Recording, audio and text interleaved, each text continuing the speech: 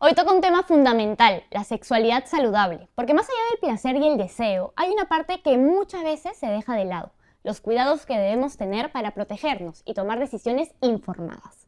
Desde métodos anticonceptivos hasta prevención de ITS y embarazos no planificados. Esta es información que todas deberíamos conocer sin tabúes ni miedo.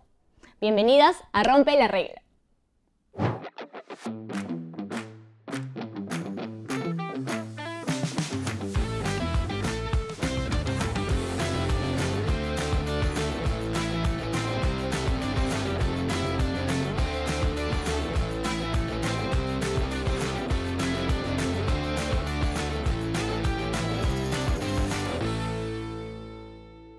Y para este programa tenemos a la doctora Corina Hidalgo, que ya es caserita, es de la casa. ¡Ay, qué bellas! Gracias. ¡Amamos!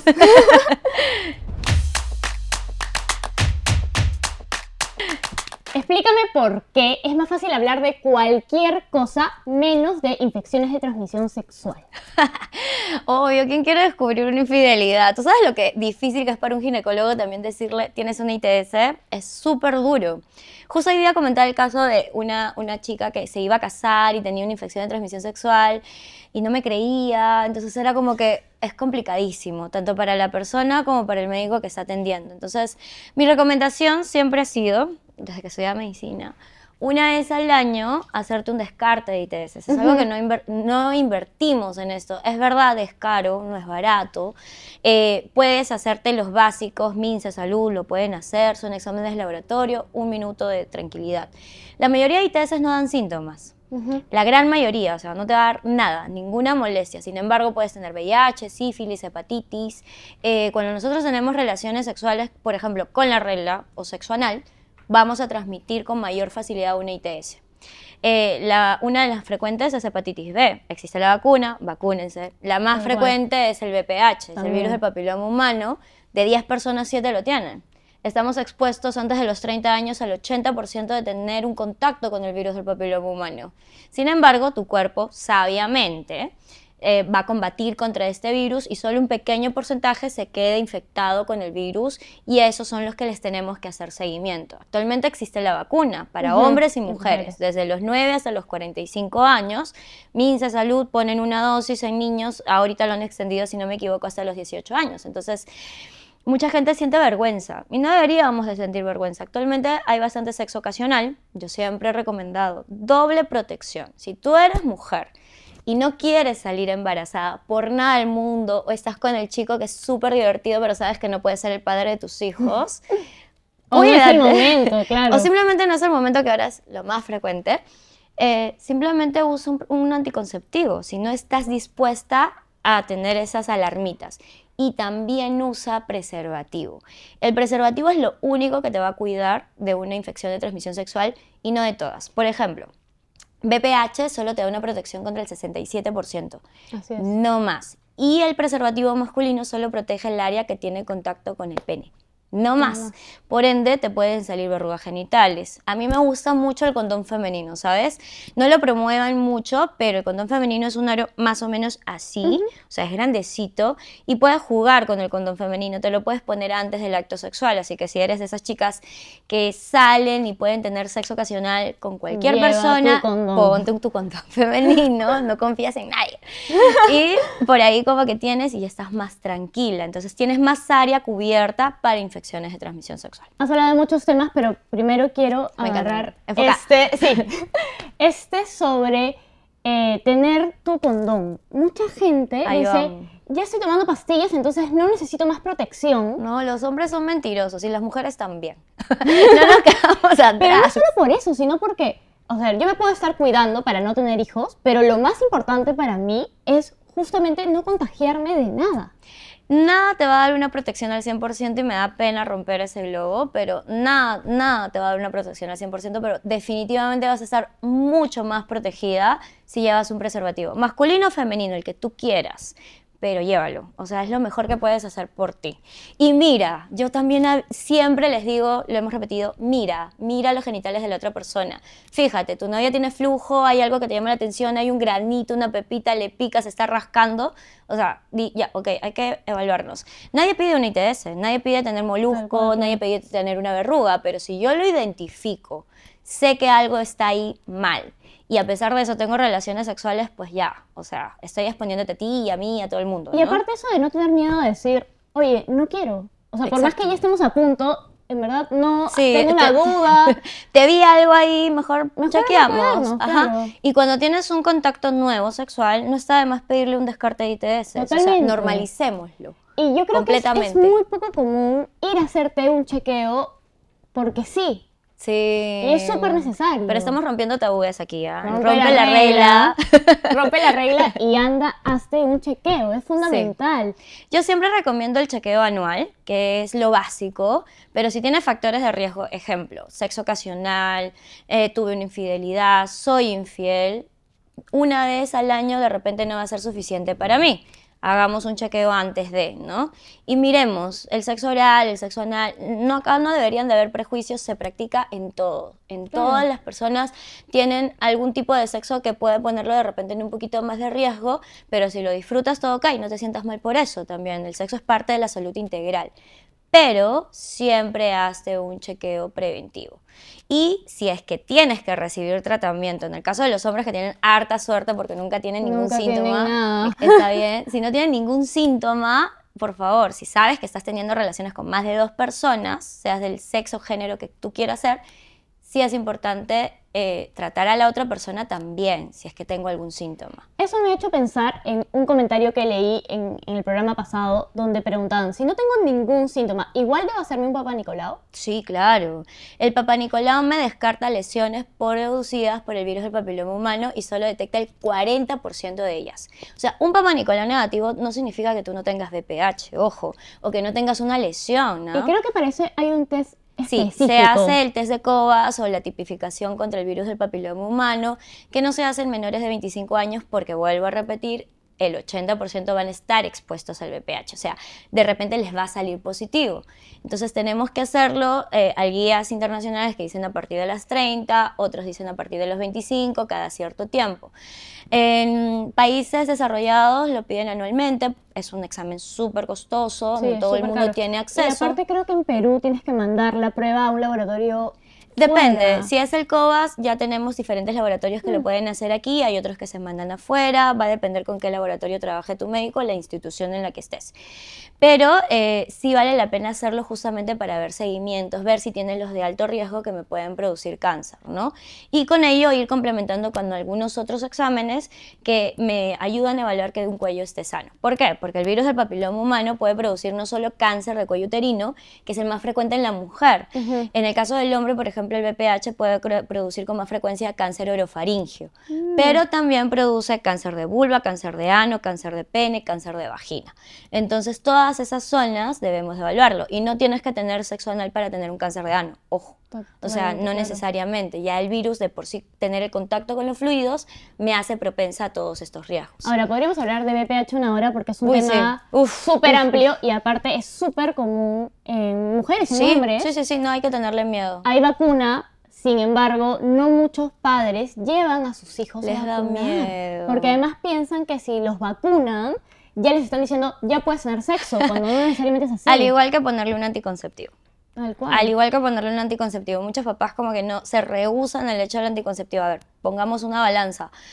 Le doy un anticonceptivo porque el sexo eventualmente, si eres papá, has tenido sexo, eventualmente. Entonces, ¿le doy un anticonceptivo o tengo un embarazo adolescente? ¿Qué prefieren? Yo soy partidaria de todas maneras llevar charlas educativas sobre el sexo a todos los adolescentes. Hablamos de todo lo que es sexualidad desde que van pequeñitos, identificando pene, vulva, ¿no? Pene, vulva, no pipí, no pochita, no, lo que está abajo.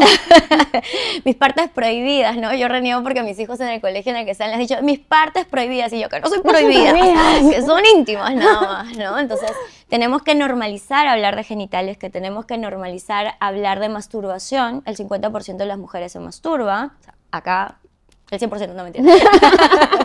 Entonces, es completamente natural y hablar también de riesgos también debería ser normal, al igual que el riesgo de embarazo no deseado. Te dije en uno de los capítulos anteriores, he tenido el dolor de atender pacientes de 12 años dando un parto vaginal, ¿no? Y no solo por sino también con sexo consensuado. Y muchas mamás venían y me decían, no, doctora, el próximo año la voy a cuidar mejor. No es cuestión de cuidarlas mejor. La realidad es que varios padres tienen que ir a trabajar muchas horas y los niños hacen lo que les da la gana. Pero si yo le enseño a cuidarse, ese niño va a saber protegerse también.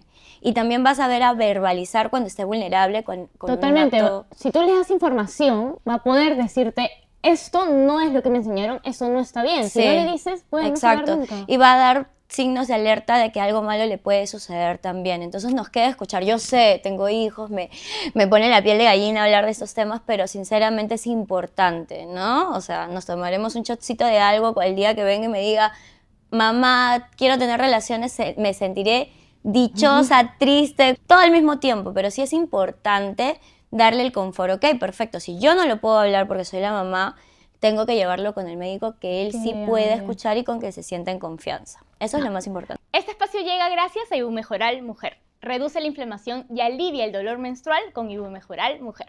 Ahora justo que hablábamos de embarazo adolescente o embarazo no deseado, ¿cómo podemos acompañar a una persona que está atravesando uno de estos sin juzgar? Miren, la persona de por sí ya se va a sentir mal. No la tenemos que juzgar, porque lo primero que hacen es chancarla y luego ya te llevo. O sea, no, tú ya de por sí estás obviamente acongojada de todo lo que te va a venir encima.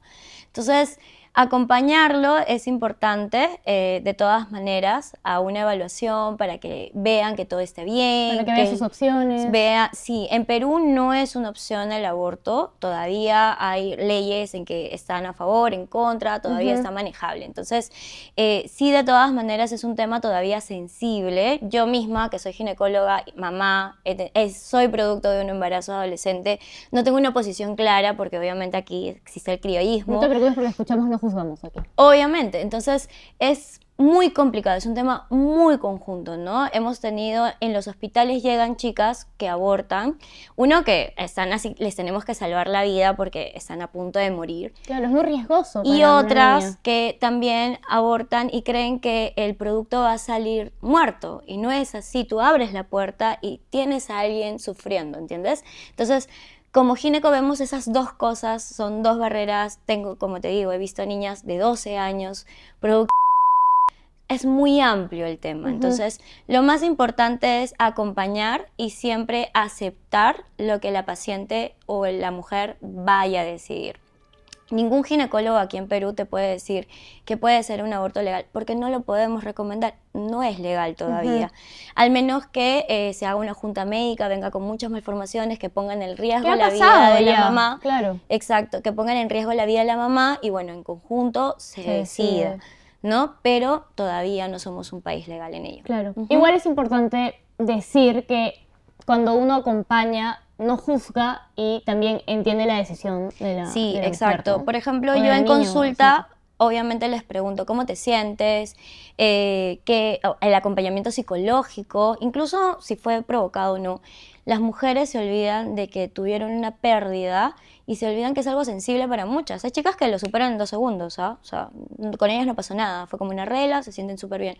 Pero hay otras que en realidad les cuesta un montón aceptar, por más que no lo hayan deseado. Entonces el acompañamiento psicológico siempre se debería recomendar en estas cosas, ¿no? Claro. Y hablando de eso, ¿qué métodos anticonceptivos son recomendables para no llegar a esos casos? Mira, en realidad ahorita hay de todo. Yo amo los métodos, o sea, si los hubiera conocido todos en mi época, hubiera sido feliz.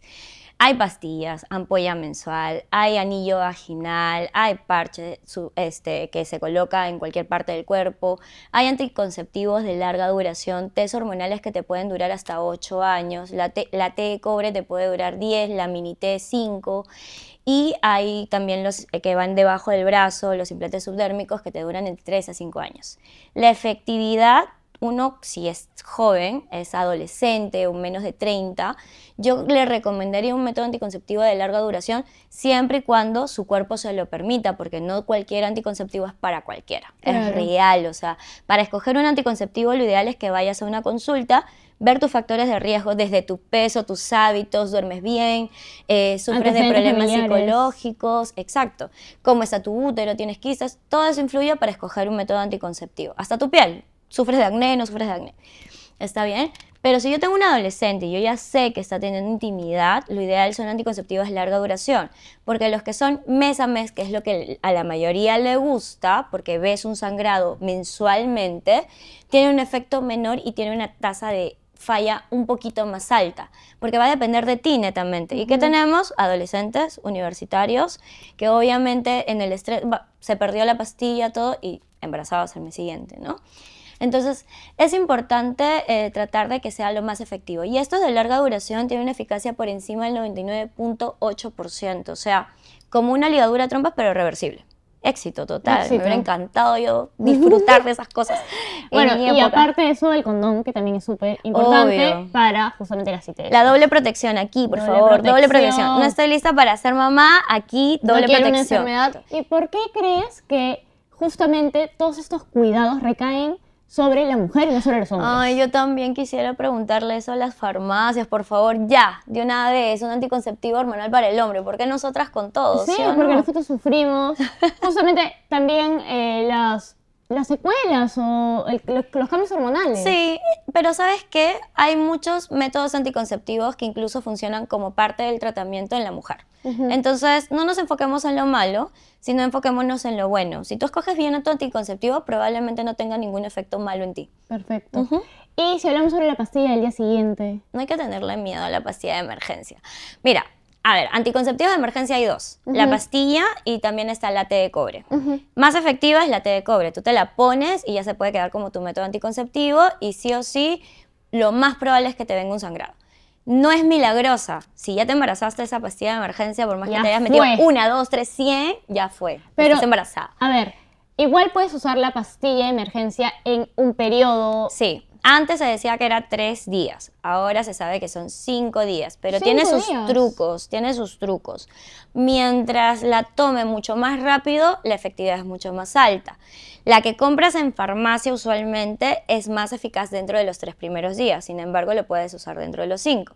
Y las que son más eficaces, esas típicas chicas que no sé si tomar, tomo, no tomo, tomo, no tomo, duda, está entre el 4º y 5º día, es mejor una que es medicada, con receta médica. O sea, vas al ginecólogo, le explicas la situación Y te la receta, que usualmente farmacias piden la receta y esa la puedes usar entre el 4º y 5º día. O sea, hasta 5 días tienes de arrepentimiento como para tomarte la pastilla de emergencia. Ahora, hay muchas dudas sobre la pastilla de emergencia. Primero, ¿te deja estéril si tomas muchas? No, pero te genera un cambio hormonal brutal. Se compara una pastilla de emergencia en dosis plena con 8 pastillas anticonceptivas. Entonces sí es un Sí, cambio un hormonal cambio. brutal, voy a tener de repente retención de líquidos, caída de cabello, brotes de acné, me voy a sentir hinchada, labilidad emocional, sangrados irregulares y son las típicas chicas cuando usan muchas pastillas de emergencia, es que ya como el ciclo se desordena tanto, plin, quedan embarazadas, ¿no? Entonces ahí hay que tener mucho cuidado. O sea, sí baja la efectividad si tomo muchas, porque se desordena el ciclo, digamos. No es que baje la efectividad de la pastilla como tal, pero tú ya no vas a tener un orden en tu menstruación. Vamos a tener un desfase, entonces cuando tú esperes la regla, no te va a venir la regla, de repente esas fechas vas a estar ovulando. Te confías de tu método del ritmo y es donde ahí quedas embarazada porque dices, no, en estas fechas no hay probabilidad de embarazo y debiste tomar tu pastilla de emergencia. Entonces, si la necesitas, yo sí recomiendo que la tomen, no lo duden, pero si yo la estoy tomando con cierta frecuencia, tengo que ir al ginecólogo a buscar un método anticonceptivo. Es muy frecuente las chicas que tienen sexo ocasional, que no tienen una pareja estable, que tomen la pastilla de emergencia en cada sexo ocasional. Son las que se embarazan. Esas son las que se embarazan. Entonces hay que tener bastante cuidado con ello, ¿no? Ahora, el método de ritmo que lo mencionabas, ¿confiable? Mira, yo me he cuidado 5 años hermosos con el método del ritmo, estuve perfecta. Antes, obviamente, esto fue con mi esposo. Antes de mi esposo, doble protección siempre. Siempre. Pero con mi esposo lo hablamos y amé el método del ritmo, pero el primer mes que me estresé así horrible, que tuve un trabajo terrible, embarazada al mes siguiente. Entonces, el método del ritmo funciona muy bien en pacientes que son regulares. O sea, si tú eres un relojito y cada 28 días o cada 30 o cada 32, pero el ciclo es exacto, te viene la regla puntual. Ojo, acá hablamos de puntualidad, no solo de ser regular. La probabilidad de éxito del método del ritmo es buena, es alta si no te quieres someter a hormonas. Y yo lo recomiendo sobre todo en aquellas mujeres que, mira, ¿sabes qué? Quiero ser mamá en un par de años, de repente estoy con la pareja con la que me casé o con la que me quiero casar, ya hemos hablado de hijos, los dos estamos enlazados en que queremos buscar un embarazo eventualmente. En esas pacientes, ¿para qué someterle hormonas? No hay necesidad, porque se pueden cuidar con el ritmo, pueden agregarle la eyaculación afuera, que es el coito interrumpido, que muchos adolescentes lo usan. Por favor, es el método que menos efectividad tiene. Hay que recordar que tenemos mayores riesgos con esto. Pero si yo no quiero salir embarazada, puedo mezclar el ritmo, puedo mezclar el coito interrumpido y de esa manera como que ya, es un plus, ¿no? Y también agregar, por ejemplo, la medición de la temperatura basal, porque cuando ovulas aumenta tu temperatura 0.5. Pero seamos sinceros, ¿quién se va a estar midiendo eso ahí te iba a todo el preguntar, tiempo? pero ¿cómo sabemos cuál es la temperatura? Sí. Ahí se van midiendo todos los días y cuando aumenta la temperatura, ahí sabes que estás ovulando, entonces ese día... No, pero es muy complejo. Hay gente que se dedica a eso, hay chicas que son así con todo ello, con tal de no tomar hormonas, ¿no? Yo vuelvo a repetir, yo entiendo y respeto cada decisión de cada mujer porque hay muchas mujeres que no quieren consumir ningún método anticonceptivo y la gran mayoría no quiere simplemente porque tienen miedo a engordar y es la realidad. O sea, Pero eso es un mito. no sí necesariamente. engordas. No es que la pastilla te obligue a engordar. Pero quizás te cambie el apetito, el metabolismo. Exacto, si yo tengo ansiedad por comer, puedo aumentar mi ansiedad y voy a empezar a comer de manera compulsiva. Hay algunas hormonas que pueden hacer que retengas líquidos, entonces lo percibes con un aumento de peso, ¿no? Entonces son detalles que importan al momento de escoger el anticonceptivo. Por ejemplo, una paciente con obesidad va a tener menos eficacia para una pastilla, para un método hormonal mes a mes, que una persona que está en un peso adecuado. Entonces hay que tener en cuenta eso, porque hay chicas, la clásica, soy gordita, tengo obesidad, uso la pastilla religiosamente, soy puntual, 5 meses. 5 meses ahí metidos, ¿no? O se dan cuenta cuando van a dar a luz. No es raro, No, claro. es algo relativamente frecuente. Una pregunta que he leído también en el programa anterior y que además yo tengo ¿es un mito o es real que después de tener relaciones sexuales debes ir a orinar? Si tienes ganas, o sea, yo ahí tengo como que estoy en el medio porque también me dedico a piso pélvico, entonces, si yo fuerzo una orina, esa es la típica que le dices a la niña, anda a orinar porque vamos a salir a la calle, ya, estoy generando algo malo en mi piso pélvico, entonces esa paciente puede tener problemas con su micción más adelante. Entonces, si tienes ganas de orinar después del acto sexual, vas al baño. Es un buen hábito, sobre todo en quienes sufren de infecciones, ¿está bien? Pero si yo no tengo ganas de orinar, no puedo forzar mi orina. Y lo ideal es no tener relaciones sexuales con las ganas de orinar. El chico, Claro. justo me dieron ganas y ya me aguanto. No te aguantes, orina. Yo prefiero que orinen antes. ¿Pero por Lo qué? puedes reemplazar por bañarte. Ah, por bañarte. Claro. ¿Pero por qué siempre te dicen eso? O sea, como después de tener relaciones debes orinar. Porque eliminas un poquito la carga que hay en el intercambio de pH con la pareja sexual, ¿no? Eliminas un poquito los gérmenes porque obviamente en la fricción del sexo puede haber una sobrecarga de bacterias. Entonces las eliminas de cierta manera. Pero yo preferiría que se bañen. No te digo que yo estoy así como que... es un buen hábito, pero a la larga, si lo vuelvo algo muy frecuente, querer orinar o forzar la orina, puedo generar incontinencia más adelante, una vejiga hiperactiva, si esa paciente es ansiosa voy a tener otros problemas adicionales. Entonces, solo quien lo necesite. ¿El pH cambia mucho cuando tienes relaciones sexuales? En algunas pacientes sí, Sí. el semen a veces es muy alcalino y si eres susceptible puedes hacer una infección, como lo hablamos la vez pasada, ¿no? Entonces, algunas pacientes sí van a tener molestias. ¿Hay alguna manera de prevenir esas molestias? Hidrátese bien, usen lubricantes, si tienes sequedad, pasa una consulta. Hay tratamientos ahorita, láser, ácido hialurónico, exosoma, de todo, para no tener incomodidad en tu zona íntima. O sea, es un pecado ahorita sufrir de algo ahí abajo. ¿Cuál es la duda más frecuente sobre sexualidad que llega a tu consultorio? Sequedad, por eso lo he hablado insistentemente. Normalizamos mucho la sequedad y es una de las causas que van a generar múltiples problemas en la mujer. desde pobre orgasmo, bajo deseo sexual porque me duele al tener relaciones, hago vaginismo, me hago heridas y todo lo demás. Y obviamente el no querer usar anticonceptivos, no todas quieren someterse a las hormonas, lo cual está bien, pero recordemos que hay anticonceptivos no hormonales. Por ejemplo, una té no hormonal, té de plata, hay té de oro, hay mini té de cobre. Pero esos no son tan conocidos, nunca había escuchado. No, sí, claro que sí, están hace tiempo en el mercado, pero otra cosa es que no lo verbalicemos, Claro. ¿no? Entonces sí es importante tratar de ofrecerles a las pacientes algún grado de protección adicional. Y además ver cuál es lo ideal para cada cuerpo. Sí, así como, o sea, es escuchar de ambos lados. Si uno va a una consulta para escoger un anticonceptivo, tengo que evaluar todo, hasta el estado de ánimo de la paciente usual en su menstruación. Claro. Y si es que ella no quiere usar hormonas, explicarle si es que en ese caso es beneficioso usar la hormona o no y que ella misma decida si quiere someterse a la hormona o no y darle la protección de los no hormonales también, que también es una alternativa mucho menos eficaz. O sea, si eres un adolescente en verdad y ya empezaste tu vida sexual, yo te diría que sí, doble protección, doble protección. Doble protección. Doble protección. Doble protección que salga aquí en todos lados. Doble. El título del programa, doble protección. Somos dobles, sí. Mira, tengo una pregunta que hicieron aquí. ¿El sexo después del parto debe esperar 40 días exactos? ¿Las mujeres no pueden quedar embarazadas en su primera vez? Hay muchas preguntas. Me La encanta. primera es esa. Mira, las mujeres en su primera vez pueden contraer un ITS, puedes quedar embarazada, así que eso es un súper mito. Está bien, protéjanse desde el inicio. Por eso es importante antes de iniciar una vida sexual pasar una consulta ginecológica. Ahí vamos a explicar desde cómo tener intimidad, cuáles son tus partes que se van a generar mayor excitación, qué es el orgasmo, porque yo tengo pacientes de 40 años que ni siquiera saben qué es un orgasmo. Wow. Entonces, sí es importante hablar de todo esto antes de empezar relaciones sexuales. Si no lo pasaste, pues pasa una Es que consulta. pasa mucho que las mujeres en el sexo no necesariamente están pensando en su disfrute por la sociedad en la que vivimos, la influencia del porno y todas esas cosas. Yo me imagino que tú lo debes ver mucho. Sí, claro. Muchas mujeres no saben cuáles son sus partes íntimas, no ven, no te digo que no ven ni su vulva. O no hablan del clítoris. Exacto. Y tampoco no verbalizan con la pareja. Es muy importante hablar con la pareja. El sexo penetrativo no siempre produce orgasmos. Claro. La gran mayoría de mujeres tiene orgasmos por el estímulo clitoriano en la parte externa, pero hay que recordar que el clítoris tiene partes.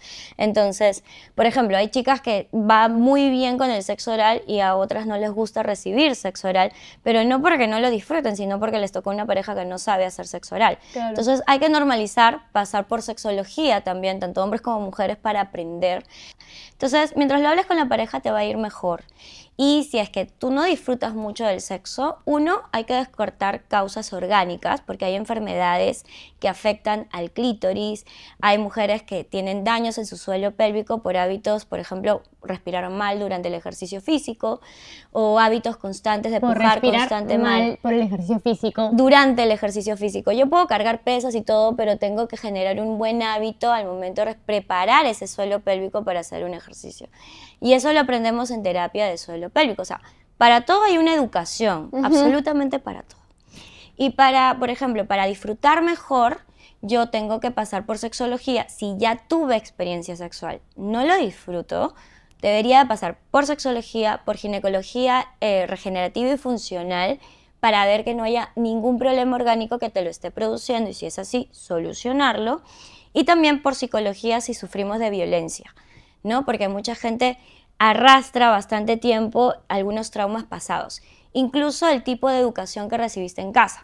Si toda la vida te enseñaron que el sexo es malo, cuando quieras tener intimidad, Vas a tengas la edad pensar. que tengas, lo vas a rechazar de a poco. Si son la mayoría de las mujeres que rechazamos el disfrute sexual, nos da miedo decir la palabra sexo, nos da miedo. Qué pena, porque eso realmente puede influir en tu vida Toda tu sexual vida. para siempre. Toda tu vida sexual.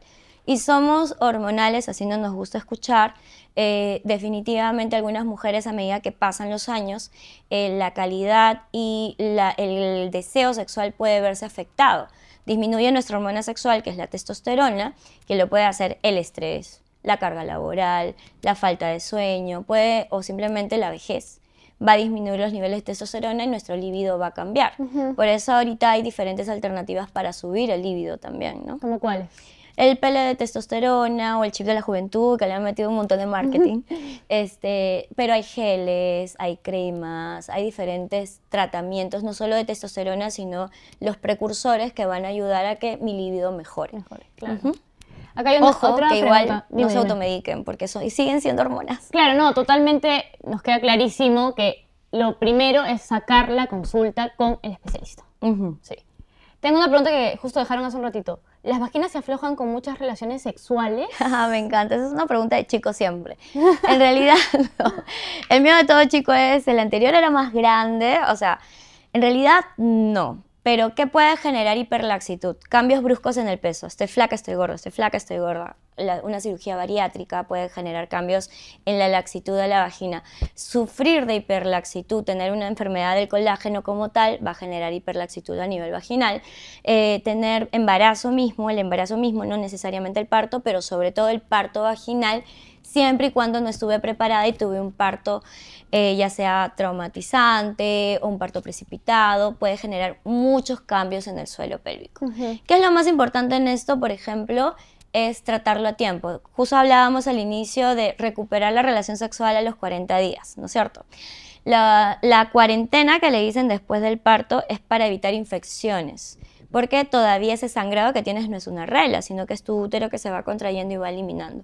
Así como se repara el útero, así como el útero tiene que volver a su estado normal, la vagina también tiene que recuperarse. La parte del periné, que ya lo hablamos, también se tiene que recuperar. Si pasado esos 40 días yo sigo con mucha incomodidad, debería de evaluar mi suelo pélvico. Y eso lo haces con un ginecólogo funcional y también con una terapista de suelo pélvico. Si después de 3 meses, porque después del parto la mayoría vive telarañas en ese paraíso, ¿está bien? ¿Por qué? Porque hay mucha sequedad, hay dolor, hay hipersensibilidad, tenga cesárea o parto vaginal, esto se da porque hay una caída brutal de las hormonas. Entonces, si después de 3 meses esto no se recupera y mis relaciones siguen siendo dolorosas o con mucha sequedad o tengo disconfort, amerita un tratamiento regenerativo. Y ahí viene ya todo lo que ahorita está en boga, ¿no? El famoso láser, la radiofrecuencia, el HIFU. Soy partidaria de escogerlo de acuerdo a la necesidad del paciente. Claro. No a todas le va a funcionar Lo mismo. todo, exacto. Pero referido al placer. Referido al placer, verbaliza, di. Y la verdad, no te quedes con las ganas. O sea, si tienes ganas de tener relaciones, en verdad, Tenlas. tenlas. Dilo, menciónalo, o sea, no te quedes con las ganas, pero con protección siempre. Protección siempre, doble protección. Creo que esa ha sido Doble la protección, enseñanza de este episodio, la doble protección. Si tienen más dudas, porque este tema es gigante, de hecho me encantaría en algún momento hacer un programa solo sobre el BPH, que me parece que es algo fundamental. Cuando quieran, ¿no? Sí, Cuando quieran. me parece que es un tema muy importante sobre el que falta mucha educación. Entonces, si tienen alguna pregunta, déjenla aquí, activen la campanita, se vienen más programas, quizás la volvamos a tener en Rompe la Regla, así que nos vemos en el próximo capítulo. Chao.